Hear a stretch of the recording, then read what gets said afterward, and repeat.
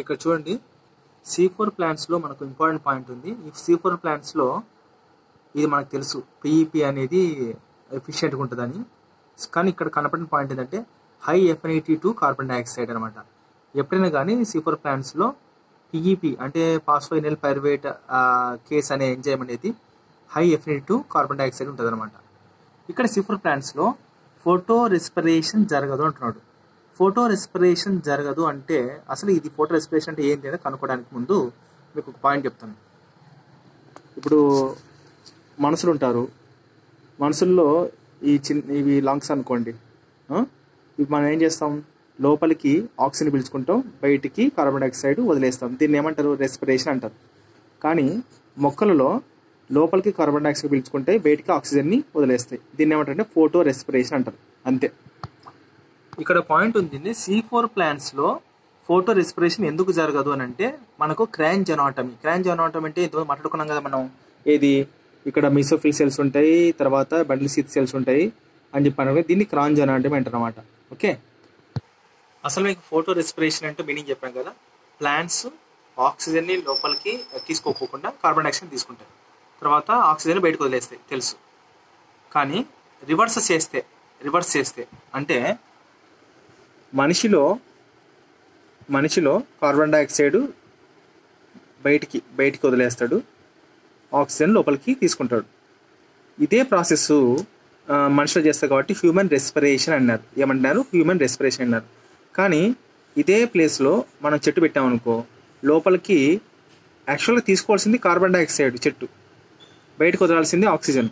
కానీ చెట్టు మాత్రం ఏం చేస్తుందంటే ఈ ప్రాసెస్లో, ఫోటో రెస్పిరేషన్ ప్రాసెస్లో ఆక్సిజన్ని లోపలికి తీసుకొని మనిషి మాదిరి కార్బన్ డైఆక్సైడ్ని బయటకు వదిలేస్తుంది. అందుకే దాన్ని ఏమంటారంటే ఫోటో రెస్పిరేషన్ అంటారు. ఈ ఫోటో రెస్పిరేషన్ ప్రాసెస్ అనే దానిని ఏమంటారంటే C2 సైకిల్ అని అంటారు. ఇది ఫోటో రెస్పిరేషన్ అనేది ఎక్కువగా C3 ప్లాంట్స్లో జరుగుతుంది, తర్వాత C4 ప్లాంట్స్లో జరగదు.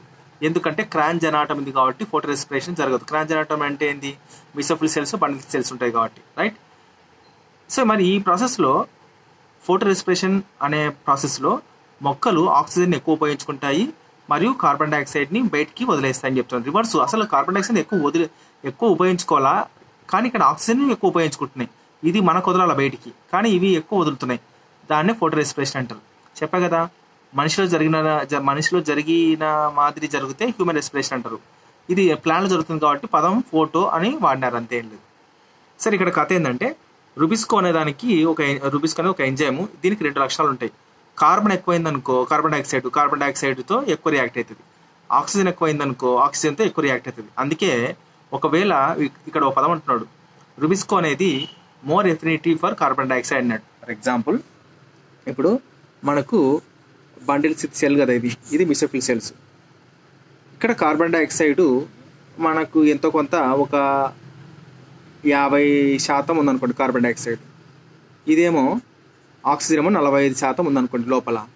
దేనికో ఎక్కువ మ్యాక్సిమం రియాక్ట్ అవుతుంది అంటే 45-50 ఉంది. సో ఇప్పుడు కార్బన్ డైఆక్సైడ్కి ఎక్కువ రియాక్ట్ అవుతుంది. ఎక్కువ శాతం ఈ రెండు సమానంగా ఉన్నప్పటికీ ఎప్పుడైనా కానీ మోర్ ఎఫినిటీ అంటే దేని సైడ్ ఎక్కువగా మొగ్గు చూపుతుంది అంటే రుబిస్కో అనేది కార్బన్ డైఆక్సైడ్ సైడే చూపిస్తుందని చెప్తున్నాను. అందుకే ఈ పదము so more affinity for carbon dioxide అని చెప్పేసి అంటాడనమాట. అందుకే రుబిక్సోలో కార్బాక్సిలేజ్ ఆక్సిజనేజ్ అని ఇచ్చాడు. ఫుల్ ఫామ్ కూడా ఇంపార్టెంట్. ఇక్కడ రుబిక్సో యొక్క ఫుల్ ఫామ్ ఏందని అడగొచ్చు. ఓకే, ఇది రెండింటితో బైండ్ అవుతుంది. ఏది ఎక్కువ ఉంటే దాంతో బైండ్ అవుతుంది అనమాట. అందుకే మోర్ ఎఫినిటీ. రెండింటి సమాన పాలలో ఉన్నప్పటికీ కొంచెం ఆక్సిజన్ కార్బన్ డైఆక్సైడ్ ఎక్కువ ఉందనుకో, సో దీనికే ఎక్కువ మొగ్గు చూపుతుంది అనమాట. ఎఫినిటీ అంటే ఏం లేదు, దాని సైడే ఎక్కువ రియాక్ట్ అవ్వడం, దానితోనే.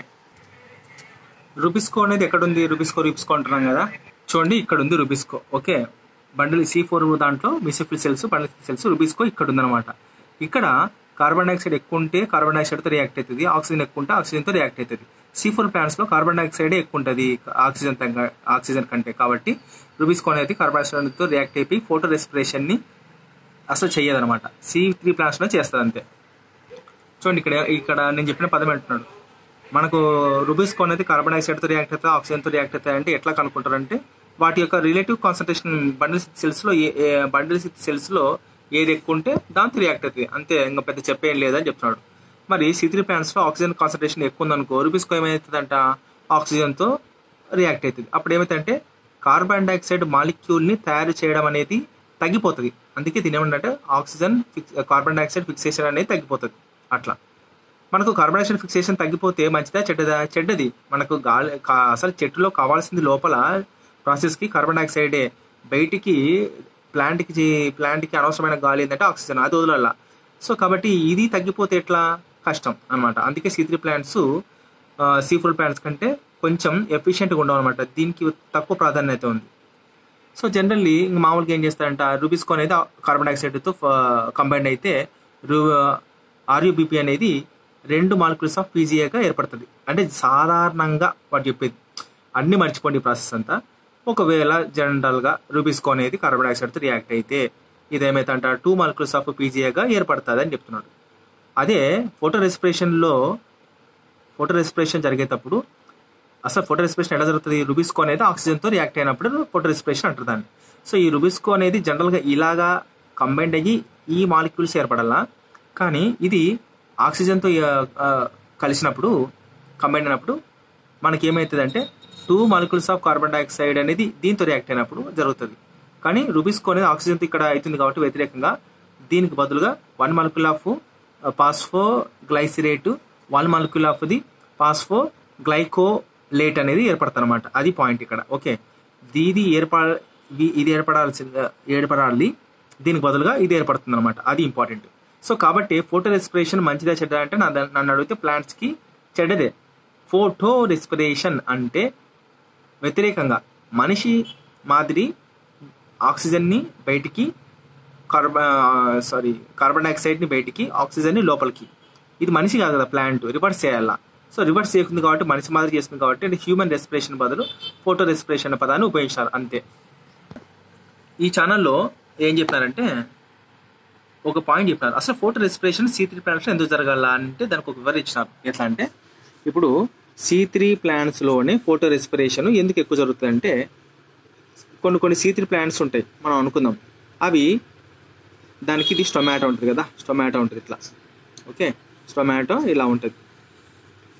బాగా ఎండ తగిలేటప్పుడు అంటే కొన్ని స్ట్రెస్ కండిషన్లో కానీ లేకుంటే సన్లైట్ ఎక్కువ ఉండే ఏరియాలో కానీ ప్లాంట్స్కు వాటర్ అనేది తొందరగా ఎవాపరేట్ అవుతూ ఉంటుంది కదా.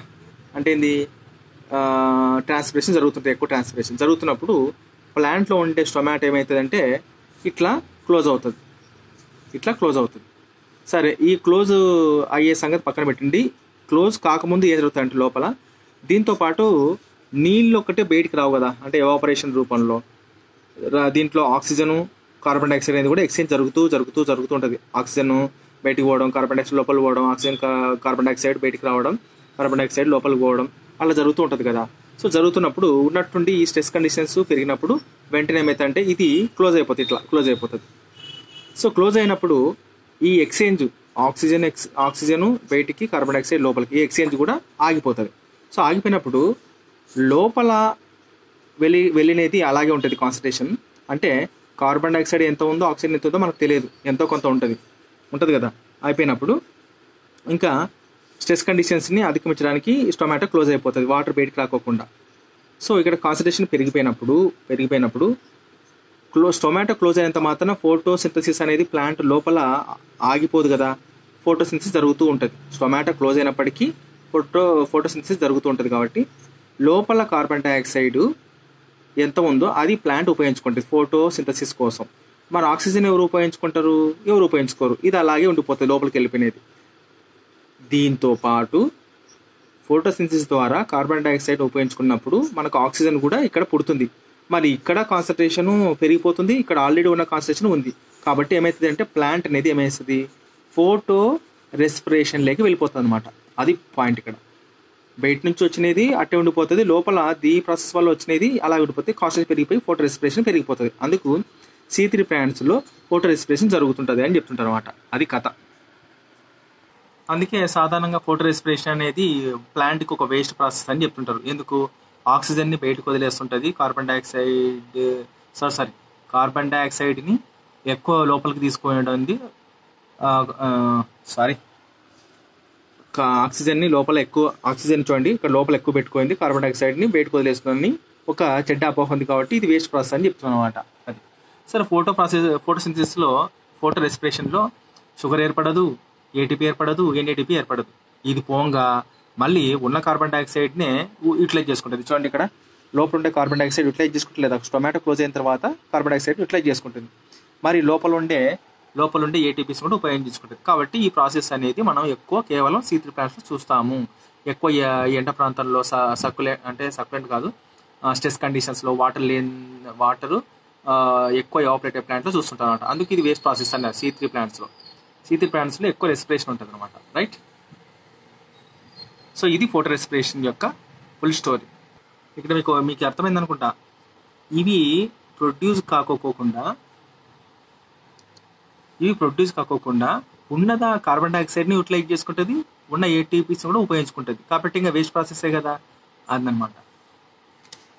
చూడండి ఇక్కడ ఏమంటారు అంటే ఈ ఫోటో రెస్పిరేషన్ ప్రాసెస్ అనేది C3 ప్లాంట్స్లోనే జరుగుతుంది కానీ C4 ప్లాంట్స్లో జరగదు అని చెప్తున్నాడు. ఎందుకంటే C4 ప్లాంట్స్లో కార్బన్ డైఆక్సైడ్ కాన్సన్ట్రేషన్ మాత్రమే పెరుగుతుంది, ఆక్సిజన్ కాన్సన్ట్రేషన్ పెరగదు అని చెప్తున్నమాట. సో దానికి ఒక స్పెషల్ మెకానిజం ఉంది, అదే క్రాంజ్ నాట్ అని చెప్పాం కదా అది. సో దాని ద్వారా కార్బన్ డైఆక్సైడ్ కాన్సన్ట్రేషన్ అనేది ఎంజైమ్ సైట్ దగ్గర పెరిగిపోతుంది అని చెప్తున్నమాట. సరే ఇక్కడ చెప్తాను చూడండి. C4 ప్లాంట్స్లో చూడండి ఇక్కడ ఇంపార్టెంట్ పాయింట్ ఉంది. మరి C4 ప్లాంట్స్లో అసలు ఎందుకు కార్బన్ డైఆక్సైడ్ కాన్సన్ట్రేషన్ బండిల్ సింథసిస్లో ఎక్కువ అవుతుంది అనేదాన్ని మనకు డౌట్ వచ్చింది కదా. ఇది చెప్పినా చూడండి. C4 ప్లాంట్స్లో ఫస్ట్ C4 యాసిడ్ అనేది ఫామ్ అవుతుంది. ఎక్కడ? మీసోఫిల్ సెల్స్లో. ఎక్కడ అంటే మీసోఫిల్ సెల్స్లో. ఇంకొకసారి చూపిస్తాను. ఒక చూడండి, మీసోఫిల్ సెల్స్లో C4 యాసిడ్ అంటే ఆక్సలో అసిటిక్ యాసిడ్ అనమాట. ఈ C4 యాసిడ్ని ఆక్సలో అసిటిక్ యాసిడ్ అంటారు కదా. ఇది ఫామ్ అయిన తర్వాత ఇదే మీసోఫిల్ సెల్స్లోనే మ్యాలిక్ యాసిడ్ కూడా ఏర్పడుతుంది. ఈ మ్యాలేట్ అంటే మ్యాలిక్ యాసిడ్ ఏర్పడిన తర్వాత మీసోఫిల్ సెల్స్లో ఏర్పడతాయి. రెండు గుర్తుపెట్టుకోండి. ఈ మ్యాలెట్ అనేది దీనిలోకి వెళ్తుంది, బండిల్ స్థితిలోకి వెళ్తుంది అనమాట. సో బండిల్ స్థితిలోకి వెళ్ళినప్పుడు ఇక్కడ ఏమవుతుందంటే ఈ మ్యాలెట్ అనేది పగిలిపోతుంది. సో పగిలిపోయినప్పుడు ఇక్కడ కార్బన్ డైఆక్సైడ్ కాన్సన్ట్రేషన్ని పెంచుతుంది అనమాట.